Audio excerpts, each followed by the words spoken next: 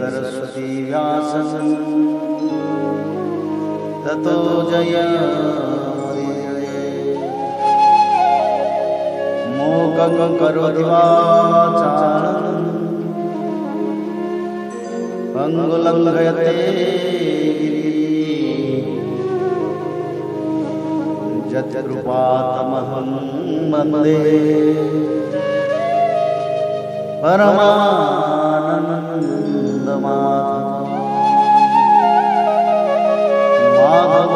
माधवो वाक्यं माधवो हरि परन्ते साधवा नित्यं सकलकार्येषु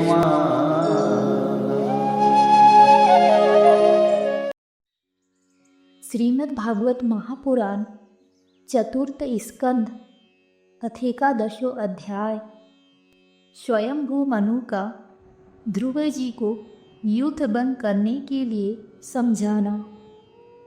श्री मैत्रेय जी कहते हैं, विदुर जी, ऋषियों का ऐसा कथन सुनकर महाराज ध्रुव ने आचमन कर श्री नारायण के बनाए हुए नारायण अस्त्र को अपने धनुष पर चढ़ाया। उस बाण के चढ़ाते ही यक्षों द्वारा रची हुई नाना प्रकार की माया उसी क्षण नष्ट हो गई।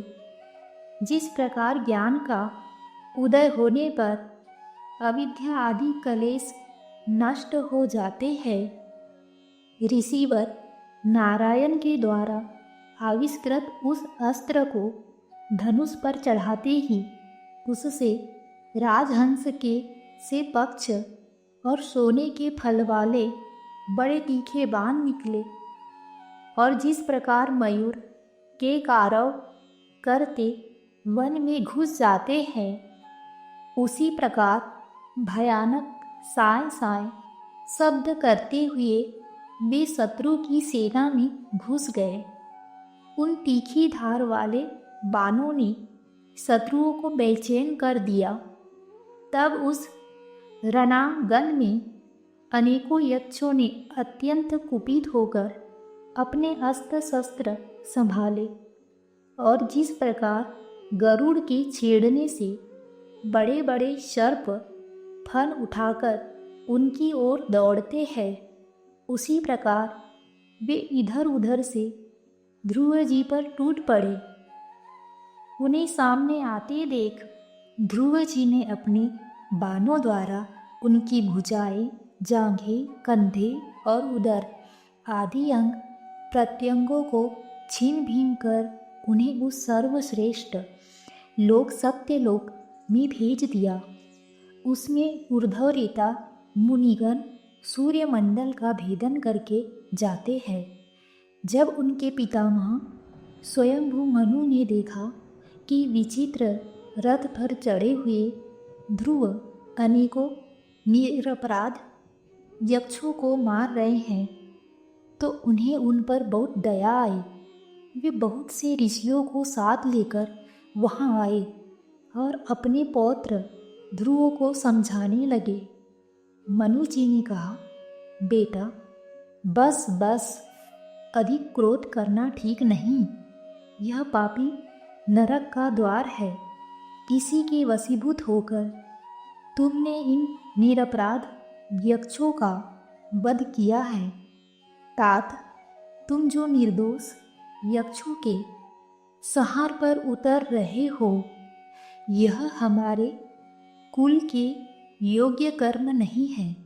साधु पुरुष इसकी बड़ी निंदा करते हैं। बेटा, तुम्हारा अपने भाई पर बड़ा अनुराग था, यह तो ठीक है, परंतु देखो, उसके वध से संतप्त होकर तुमने एक यक्ष के अपराध करने पर प्रसंगवश कितनों की हत्या कर डाली।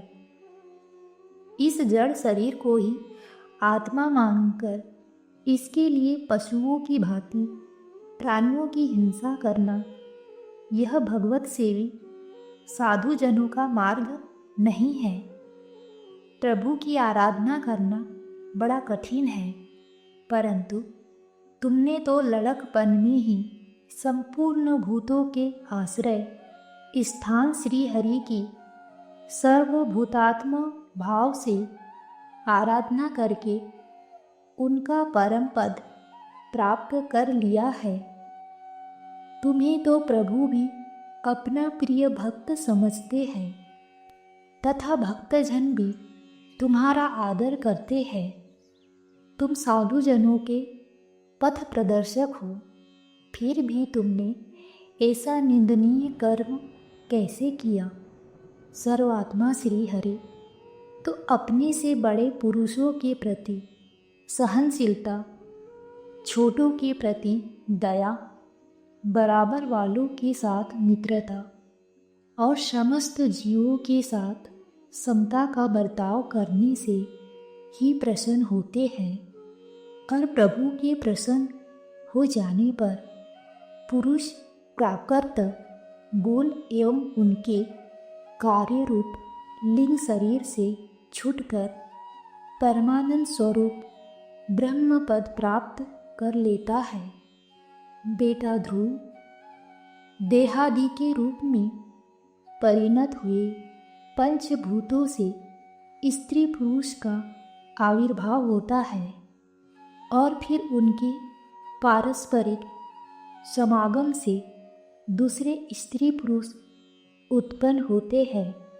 ध्रुव, इस प्रकार भगवान की माया से सत्व आदि गुणों में न्यूनाधिक भाव होने से ही जैसे भूतों द्वारा शरीरों की रचना होती है, वैसे ही उनकी स्थिति और प्रलय भी होते हैं। पुरुष श्रेष्ठ निर्गुण परमात्मा तो इनमें केवल निमित्त मात्र है। उसके आश्रय से यह कार्य कारणात्मक जगत उसी प्रकार भ्रमता रहता है जैसे चुंबक के आश्रय से लोहा काल शक्ति के द्वारा क्रमशः सत्व आदि गुणों में क्षोभ होने से लीला में भगवान की शक्ति भी सृष्टि आदि के रूप में विभक्त हो जाती है। अतः भगवान अकर्ता होकर भी जगत की रचना करते हैं और संहार करने वाले न होकर भी इसका संहार करते हैं। सचमुच उन अनंत प्रभु की लीला सर्वथा अचिंतनीय है।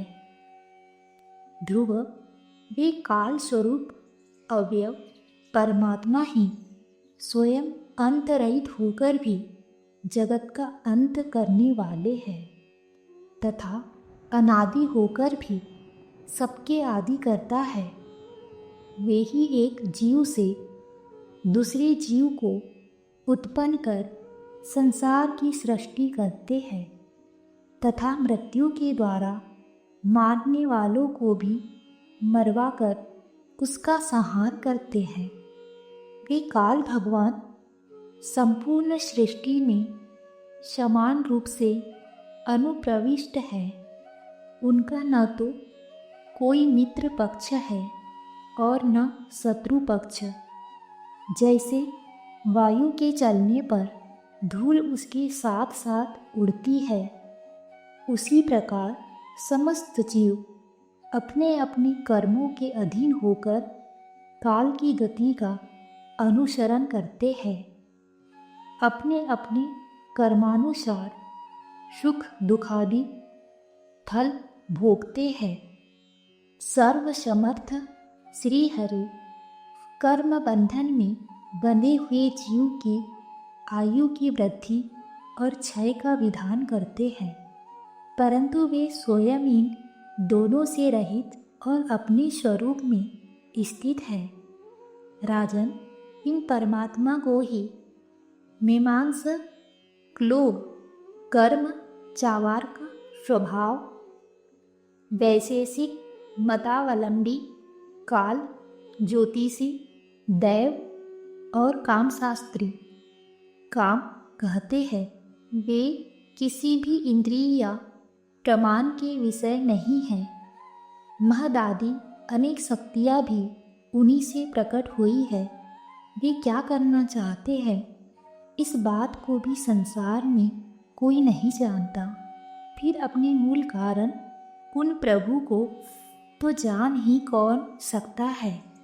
बेटा, ये कुबेर के अनुचर तुम्हारे भाई को मारने वाले नहीं हैं, क्योंकि मनुष्य के जन्म मरण का वास्तविक कारण तो ईश्वर है। एकमात्र वही संसार को रचता, पालता और नष्ट करता है, किंतु अहंकार शून्य होने के कारण इसके गुण और कर्मों से वह सदा निर्लिप्त रहता है। वे संपूर्ण प्राणियों के अंतरात्मा, नियंता और रक्षा करने वाले प्रभु ही अपनी माया शक्ति से युक्त होकर समस्त जीवों का सृजन, पालन और संहार करते हैं। जिस प्रकार नाक में नकेल पड़े हुए बैल अपने मालिक का बोझ ढोते रहता है, उसी प्रकार जगत की रचना करने वाले ब्रह्मादि भी नाम रूप डोरी से बंधे हुए उन्हीं की आज्ञा का पालन करते हैं। वे अभक्तों के लिए मृत्यु रूप और भक्तों के लिए अमृत रूप है तथा संसार के एकमात्र आश्रय है। तात, तुम सब प्रकार की उन्हीं परमात्मा की शरण लो।